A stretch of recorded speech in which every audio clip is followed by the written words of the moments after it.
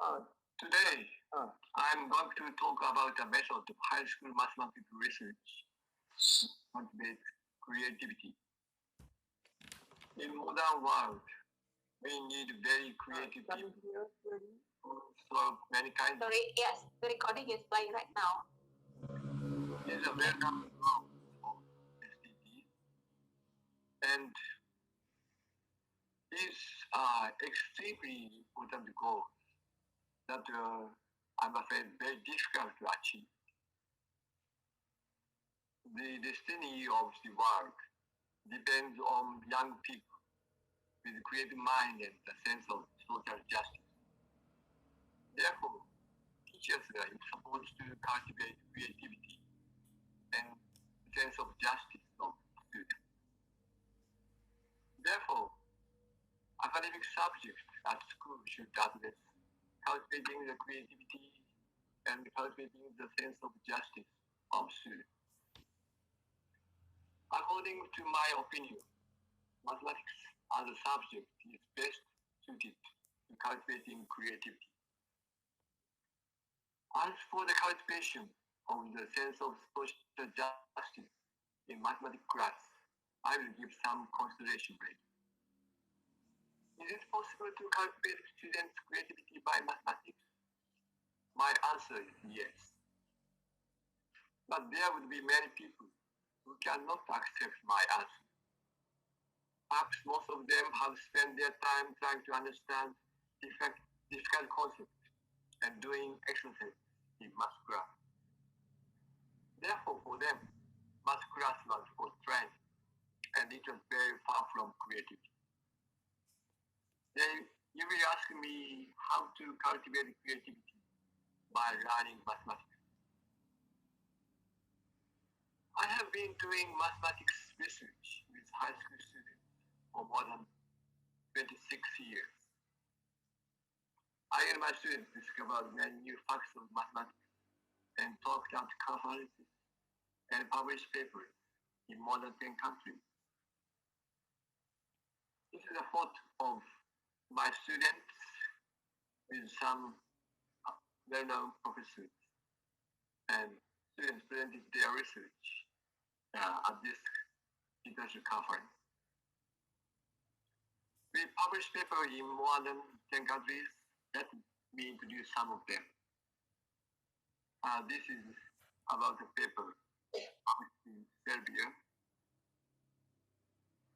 in the US, in Italy, in England.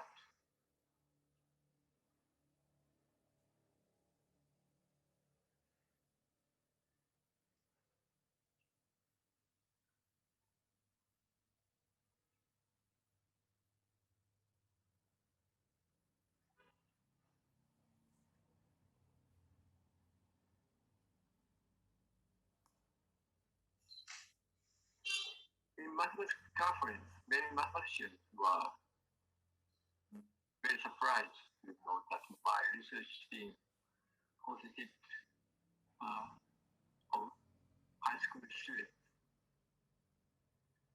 As we got new results in the research, we began to realize that we are using good methods.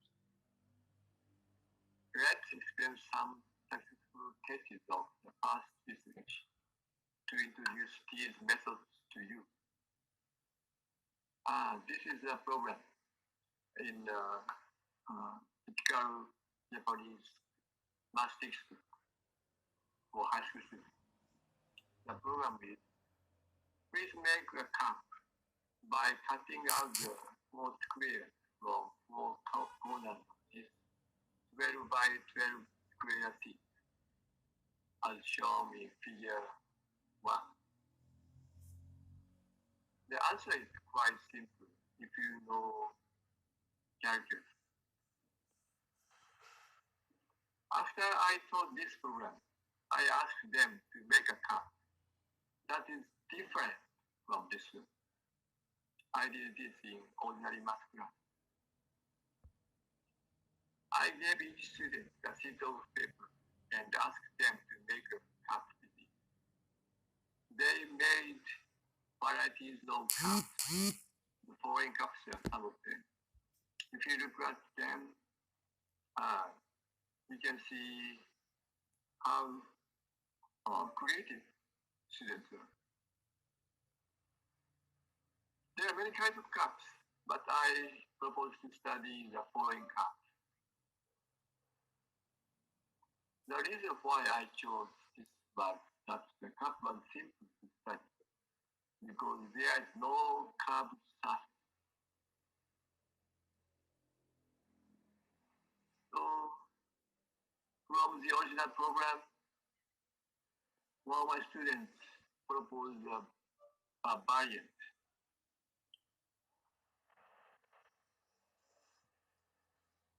The volume of this cup is like this, a little bit complicated. I'm not going into the detail of mathematics used here, but know that my students use mathematical software to study this equation. If you try to study this only by textbook and pencil, then you should have a knowledge of college mathematics. But if you use software, you can do with high school level of knowledge. To make the maximum value of this cup, we need to solve the following equation. This seems quite difficult, but with computer, not so difficult. And I was happy to know that this kind of calculation was new to mathematicians who study origami, paper folding. So this is a research studied with one of my students' new idea. We published this in this journal for origami. This is a typical way of research. And I'm going to summarize the method we use. The method consists of the following steps. Step 1, students run some program from a teacher.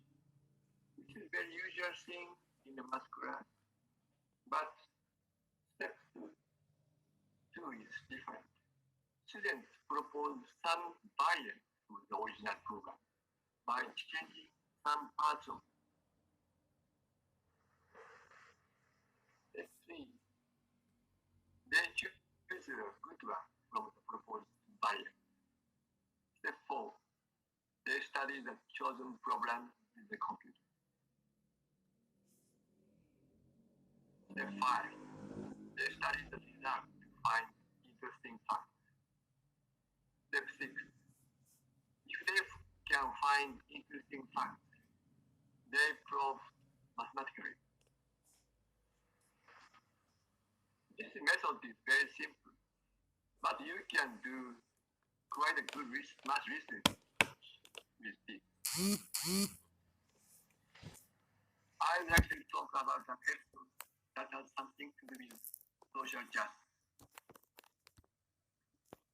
There are many people who dislike mathematics. The reason is clear. Mathematics is considered to be one of the best means to evaluate a person's intelligence. I do not think that math is a good subject to evaluate a person's ability. Mathematical research can be quite fun if we can do it as a team. If you do research as a team, you will find that each person has her or his characteristics in his intention, and you will find it impossible to evaluate them. When we made this cup and finished our research, at that time, we are going to publish our paper. I asked the students to join our research and do something about this. He is not good at math. To be correct, he was very bad at math. But I know that he has a very strange intuition. I asked him to do something with his car. Then he used scissors and he cut the bottom of his car. Cut the bottom. Then we cup with its bottom open. But he didn't know what to do with this cup with its bottom open.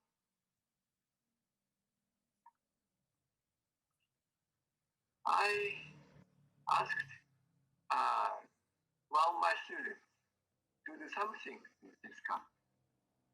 And this student discovered a solution to my seeming possibility. So one student just cut open the bottom, and other student start with the cup with its bottom up, and he discovered the following solution. What he did for the cup with its open bottom.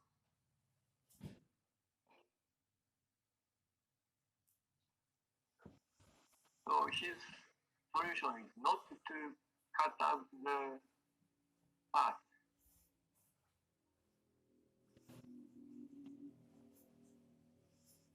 and use them to fill the gap in the bottom. Quite beautiful cup. To find a unique ability in each young person can be a cornerstone of social justice. This episode shows that the research by a team can highlight a good point of each person. So I think that this is a first step towards social justice, to know that each person has how his good point, even in the very abstract subjects such as mathematics. It is very difficult to find social justice in a society where young people will be evaluated only by competition. Let's study another example of research method that I propose. This is a program about dice. Two persons, Bob and Bill. Bob rolled three six-sided dice. Bill rolled a 20-sided die. What is the probability that Bob's number is greater than Bill's number? This program was presented at Mathematical Stock Exchange, its website. And the answer to this program is the probability is the same for both of them. I asked students to make some variants of this program. So I'm using the method I already presented. So students were given a program, and students are supposed to propose new variants. And in this case, there are several proposals. One, using different kinds of die. In fact, there are many kinds of die. Second one is create a game in which players compete to get the highest number with different kinds of die. In this case, we saw that as a game. We consider a game in which We players with 3, 6 face dice play against we players with 20 face dice. If V equal to 1, there equal chance to win. But we discovered that players with 20 face dice have a very big advantage compared to players with 3, 6 face dice. And there are many players, 1 and 2. We also discovered that players 70 face dice have big advantage, still big advantage compared to players 3, 6 face dice. Then there are 11 players for each group. This is a very strange fact. We talked about this research at some conference and published them in the journal. So in this case, we also use very simple method. Our method of creating a new one by changing some parts of the original can be applied in a field other than mathematics. I'm going to talk about the student who was invited to Apple's worldwide development conference. He was an American football player. After the American Football Championship in Japan, he began to study programming. First, he tried to make a chess game on iPhone. I told him, there are many chess games in the world. There is no need for another chess game. So he began to make a new chess game. So he had a program of making a chess. But I asked him to change the program. He made American football chess. This was very simple, but new one. So Apple found it quite interesting, and he was invited to Apple Worldwide Developer Conference. This is a screenshot of his game. It was his best memory that he could talk to Apple CEO, Tim Cook. Another example is that students of our group contributed to making a new website for Japanese Ministry of Internal Affairs and Communication. The Ministry of the International Affairs wanted to devise its website that displays statistics of Japan. This was a new website our group of students proposed. They proposed a website that even junior high and elementary school students can manage to use.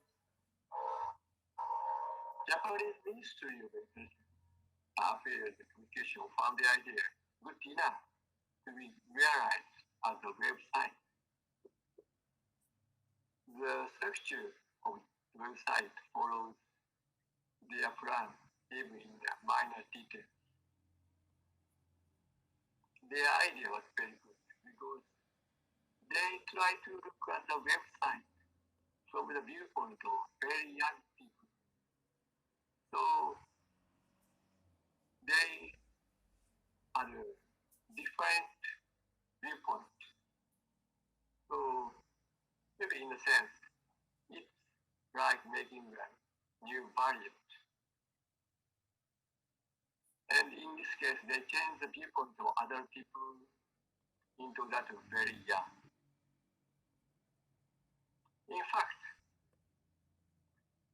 many new things in the world are made by changing some parts of things that exist. Professor Masanori Fukui, who is going to talk at this conference as an invited speaker, defined creativity as the ability to produce new programs by modifying the original program. This definition of creativity does not cover all the aspects of creativity, but it covers quite a vast area of creativity. Many answers originated from the art that existed in the past by changing some parts of it. This is my conclusion. Creativity can be cultivated by exercise to make new from the original. Creativity can be cultivated by exercise to make new programs from the original using mathematics programs. So, in this way, mathematics is a very good tool to cultivate creativity. By supplementing traditional mathematics education with this kind of program solving activity, mathematics education can be very effective in cultivating creativity. And my proposal can change mathematical education very much. And if you are interested in what I talk at this conference, and if you are willing to do something with me, please contact me. I'm very willing to do something together with you. Thank you for listening.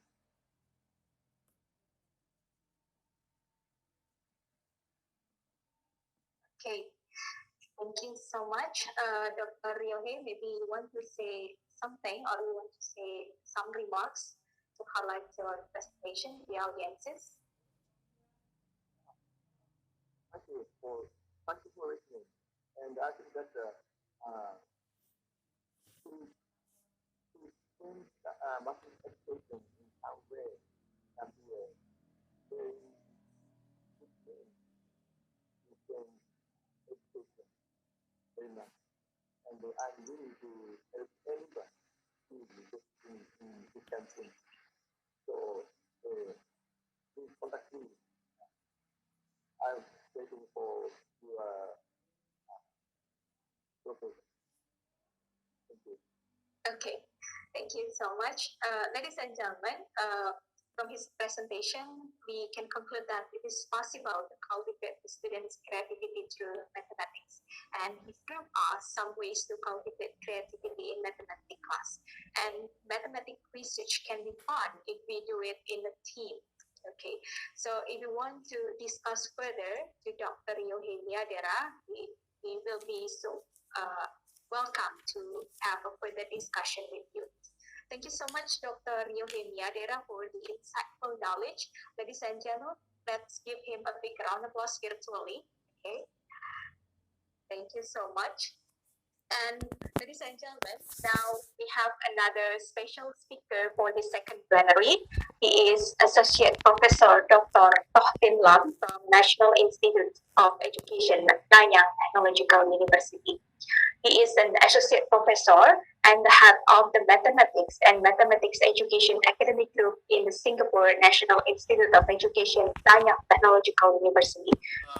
Okay, thank you. Good. Okay, so please allow me to do screen sharing.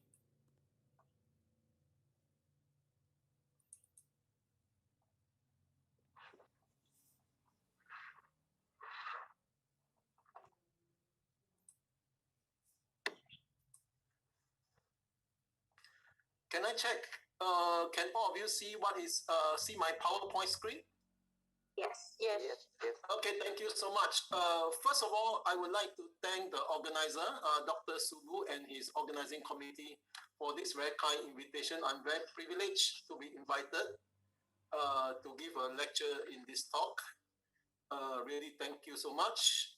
And the topic that I would like to talk about today is striving for perfection or excellence. This is an issue that actually touches my heart very closely, and many people have been debating with me, and I thought this is a good opportunity to share some of the things that we have discussed, especially in relation to mathematics education. I come from the Nanyang Technological University, Singapore, and we always have a lot of discussion about what you mean by excellence, perfection, and of course, I'm from the maths education part. So many people will like to discuss this issue with me. I will not stretch my presentation too long. Hopefully after that, we have some opportunity for questions and answers if possible.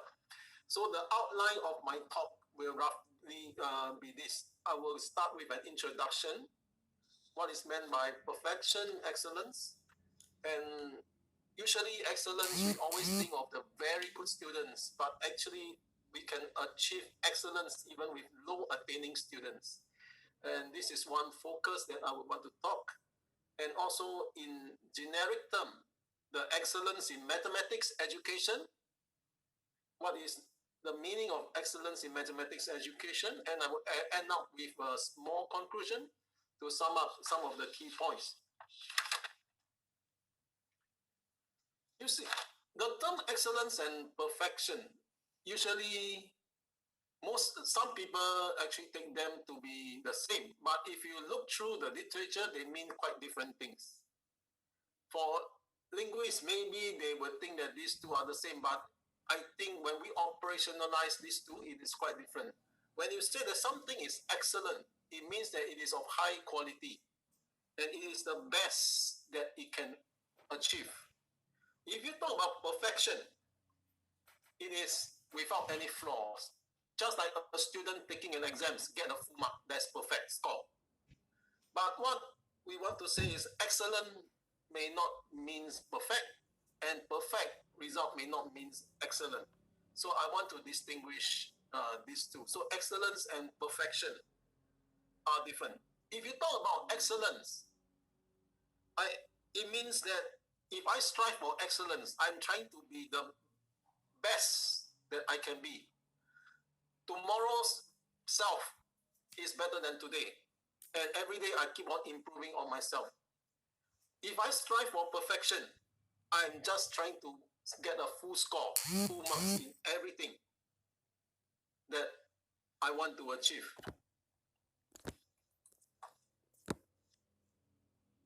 So in the case of examinations, in the case of competitions, students will strive for perfect scores in tests, in competitions, in exams. But again, as what I mentioned, perfect score does not mean excellence. Maybe what I'm doing is easy for me, I will just get a perfect score. But that may not be my best self possible. And on the other hand, my best self possible may not be such that I will end up to be the best possible candidate in the exams. I will be better than myself in the previous day, but in terms of the final exams or what, I may not be the number one. But I know that is the best that I can be. Yeah, and I have done all the things that I did do. So that's why I want to talk about excellence and perfection being two completely different concepts altogether. And of course, my main focus is excellence. What do you mean by excellence? And what do you mean by an education system being excellence? You see, nowadays, people measure an education to be good, to be high quality, to be excellent, based on a lot of international comparative studies. For example, for mathematics and science education, we always have the TIMSS and PISA. Countries that do well in the TIMSS and PISA usually taken as an indicator of the high quality of the mathematics and science education. That is only an indicator, but it is not an indication of a perfection. And of course, based on these results, there are a lot of things that can be achieved, I would share with you some of the experience of what we do in Singapore. I would want to share with you some of the case of the Singapore here. I think you may have read from the report that among the countries, Singapore and a few other countries, it seems that the average performance of Singapore students is high in the TIMSS and PISA. If you look at the average score, it seems that the students are doing very well. So actually, if you go to the fine-grained detail, you will see that even though the average is high, but there is still a very long tail of students who are not achieving well. So when we say that we are striving for excellence, we are not just happy for the results. We want to see what these results tell us and what we can actually push for. In fact, when we analyze the result, we realize that even though the average is high, but the individual performance of the students, especially for the low attainer students, is really low, even though the average is high. And there is a long tail of these low attainers. I have published in a few papers describing this, even though the results is good, but there is still a long tail of low attainers. So that's why, based on the result, you don't just look at the score itself, you look at the detailed analysis. We realize that there is a major concern among educators, the existence of a big group of low attaining students. So this is the concern of educators in Singapore when we study the result of the students' performance.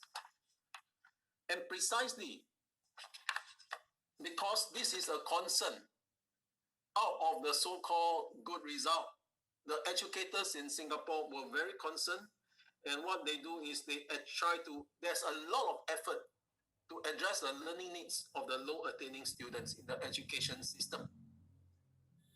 So many research projects have also been set up to tackle the learning needs of this group of low attaining students. And I will share with you some of the new pedagogies that evolve in the process of bettering the learning of these low attaining students.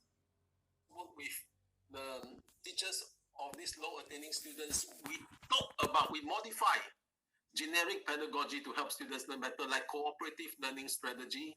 And we actually modify from the existing literature what is the best way to help the students. Even very minor things like seating arrangements, the venues, and structure of the tasks, a combination of individual tasks and the group tasks. And also things like group size and group members, how we get them into groups. All these things play a crucial part.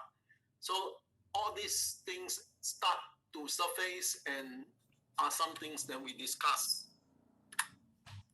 And also specifically to mathematics, because we know these low attaining students, we revisit some of the very old learning theory, Bruner's approach, and we reconceptualize an approach called the concrete pictorial abstract approach in the teaching of abstract mathematics. As you know, at the secondary level, algebra is difficult for average students, not to talk about the low attaining students. Even for the average students, algebra is difficult. So we have one whole set of pedagogy, the use of LGDs, the use of algebra tiles, to make algebra more concrete for the students. We have reported this in several papers. What I'm trying to illustrate is a lot of these approaches evolve as we learn from all these results. And we see that all these things will help students in tackling the abstract topics in mathematics itself. I show you an example. This is just about factorization, x or completing squares rather. How do you complete squares x squared plus 2x, the use of concrete object? So the weaker students, the low attaining students, they appreciate this because it is more of the inactive mode and it is more concrete. Allow them to play with the manipulative and they can actually see the answers for themselves. It is not just using paper and pencil, it's using the manipulative. you see. So we transit from concrete and to pictorial as what you see, and eventually to abstract. So this approach for the low attainers start to appear. And also in other studies to address the learning needs of the low attainers, we use comics as an alternative instructional material for teaching mathematics. This is another area to help our low attaining students, to let the students learn mathematics not through the usual textbooks, but using comics and cartoons. Using comics and cartoons to bring out all the mathematics concepts that are usually presented in the textbook. And I can actually share with you, actually in the comics mathematics class, this is one of the big research projects that I do. You can see that the way that the teacher teaches is really very different. Even though the mathematics concept is the same, but the teachers are telling stories all the time. Not only the teachers are telling the stories, the teachers get the students to role play and a lot of questions and answers, and the students get actively engaged in the whole process of learning itself. What I show you on the screen here, a lot of these are actually the lowest attaining students in the mathematics class. And using comics for the lesson itself, the students get so excited about mathematics. And they start to discuss mathematics. And in fact, for example, what you see over here, this is a statistics class in the low attaining students. Usually statistics is something that is boring for the low attaining students. A lot are just calculating and drawing diagrams, but the teacher turned it into a data collection process, and the teacher contextualized the comics into something that the kids are so excited about it. And the impact is really different. Impact is different. So based on the results that we see our students, our low attaining students, a lot of effort is actually put in to actually help them to achieve. All these students are definitely not perfect, as in they don't really score well in exams. But at least when we introduce all this effort, we make them to be better than their original self, to improve and to get excited over mathematics, and to get excited and they want to learn more. Being excited, they want to learn more. So this is what we are trying to do to achieve, to push them one step more. They are definitely not perfect, but a lot of things can be done to make them interested in the subject. And also, another thing that I want to share with you about what we see from all these international comparative tests, which we are definitely not perfect, even though the average is high. But it was also observed that our students do not really perform well in the non-routine problems. Meaning, all those questions that they have never seen, they may not really do very, very well. That was what that we find in the year 2009. A lot of researchers have reported. So when we saw this, we actually think that even though our problem-solving framework is here, it is important to rethink how to teach mathematical problem-solving in the usual mathematics class, not in the special class. This is usual mathematics class. Across all students, from the highest attaining students to the lowest ability students. This is the math problem-solving framework that we want to push to our students. And because the result shows that we are not perfect in a sense, so we need to rethink of how problem-solving is being conducted in the class. And problem-solving is for all students, not only for one or two students, for the best students. It's for every student. So a lot of this conceptualization occurs. As a result, another effort that is done in the Singapore is we reconceptualize a whole problem-solving package using teaching mathematics through problem-solving. And we use a lot of some of the so-called mathematics competition questions. And we find that even mainstream students are able to solve some of these problems. I put down 2 books over here. The books are Making Mathematics Practical, Making Mathematics More Practical. It describes how mathematical problem solving can be enacted in the usual mathematics classroom using the paradigm of mathematics problem solving as a practical as in science practical. So a lot of effort like this actually went in, and basically teaching problem solving, enacting problem solving. Basically, we engage the students in authentic problem solving. And we use the most simple Polias 4-stage to introduce to the students. Polias problem solving model, the 4-stage problem solving model, is easy to understand. But of course, easy to understand doesn't mean it's easy to carry out. You need to execute this model to the fullest. It is like a mathematician. So, but we want to get our students to have a language of problem solving. That's why we introduce a model of problem solving to all the students.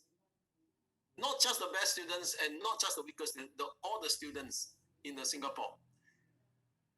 Once you have the language, you are able to talk about problem solving. You are able to talk about problem solving, you are able to learn problem solving. Otherwise, some of our students, when they can solve questions well, it's because they have a lot of resources. They remember a lot of things. They study very hard. But when you give them a problem that they have never seen before, they will get stuck. So what we want them to do is, when we give you a problem that you do not know how to do, the first thing that you do is not to ask your teacher, but how to struggle through it. Try to understand the problem, try to devise a plan like what a pure mathematician will do. So from this study itself, we see that problem solving can be enacted in the class if we put problem solving as the forefront. And the last stage is very interesting. The check and extend is extending a problem. After solving a problem, what is important is the student should not be just happy at the solution. The student should be able to modify the problem and create a new problem that is actually based on the original problem. This is what, like the third speaker had mentioned, creativity. In fact, this is a very natural consequence of problem solving in the curriculum itself. After solving a problem, you pose another new problem by extending the question itself, by modifying the conditions and even generating something that is slightly new. So perhaps I may not want to speak too much over here. What I would just want to mention that is really important is that perfection is not the way to go, perhaps, because there's nothing perfect. We are human beings. We cannot be perfect. But we can strive for excellence because, and the reason is precisely we are not perfect. We can keep on improving on ourselves, and we can be better than what we were yesterday. So this is the whole idea of striving for excellence in mathematics education itself. And I put this as a last note. The reason is because if you look at Polia stage, in problem solving itself, the check and extend itself, there is no limit to it. You can start solving a simple problem, you can solve a problem, and after that you can push to many new problems and even solve open problems. And this is nothing but the job of a mathematician. So a model that is simple, only 4 phases, has a rich extension, and it is the bread and butter of every mathematician. I like this topic on excellence. I'll conclude with this. Maybe I will share with you one of the Singapore minister's words for the pursuit of excellence. Actually, over Singapore, we have this issue that our students get, it becomes very big. The low attaining students are not doing well, and the really good ones, they are really sky high. Okay, and this gap is really very big. But from the Ministry of Education's position, because we are aligned to the striving for pursuit for excellence, we do not cap the achievements at the top. We do not cap the achievement at the top, meaning that the best possible students, we still try to allow them to groom as far as they can. But what we try to do is we try to leave the bottom. That means the low attaining students, try to move them up. So this is a way to close the gap between the best and the other end. It's not to cap the top, but rather to push everybody up. The lowest, if you push the lowest up, it will also close up the gap as well, and not to cap at the bottom. So leave the bottom, but not cap the top. So actually, the pursuit of excellence should be part of a country's DNA. And of course, what is meant by excellent is important to broaden the definition. And everybody can be excellent in his or her own way. May not be perfect, but everybody is excellent in his or her own way. And of course, in mathematics, we are not just recognizing that only the best, those students who can get #1 in maths competition, excellent. Students have many interests, many things. Some students like to do projects, some students like to do maths research, some students like to do competition. Excellence is, there are many, many different peaks of excellence. And it's not just only one. So excellence, in other words, there's a lot of room to extend. But perfection, it is just benchmarked against a particular test or exams. But in this talk, I also show that how the mark or exam in this international comparative study can also be fuel to challenge us to strive for excellence. I'm just showing you a case study. Okay, I think with this, I will end the session here. Thank you. Hopefully, there's still some time. Thanks. Thank you so much, Professor Dr. Thoe Lam. Ladies and gentlemen, let's give him a big round of applause spiritually for his excellent presentation. And from his presentation, we can highlight some words such as excellence and perfection. Excellence means to be high quality or be the best, but perfect score doesn't mean excellence. And we also learned from his presentation new pedagogical approaches such as storytelling, role play, and so on, that can be implemented in mathematics education. Ladies and gentlemen, we are sorry that we cannot have any question and answer session for this second plenary because the time is limited. Thank you so much for the fantastic insight for both keynote speakers in the second plenary. And ladies and gentlemen, after the second plenary, we will have a parallel session. There will be 5 rooms for parallel session. The room A will be moderated by Ibu Nila Ayu Anggraini MPD, and the room B will be moderated by Ibu Mina Fiti Octavia MPD. Room C will be moderated by Bapak Miftahul Furqon MPD. Room B will be moderated by Ibu Hening Andreastuti MPD, and room E will be moderated by Ibu Galung Sinta SS. And we wish you have a fantastic conference. Thank you. Wabillahi taufiq wal hidayah. Wassalamualaikum warahmatullahi wabarakatuh.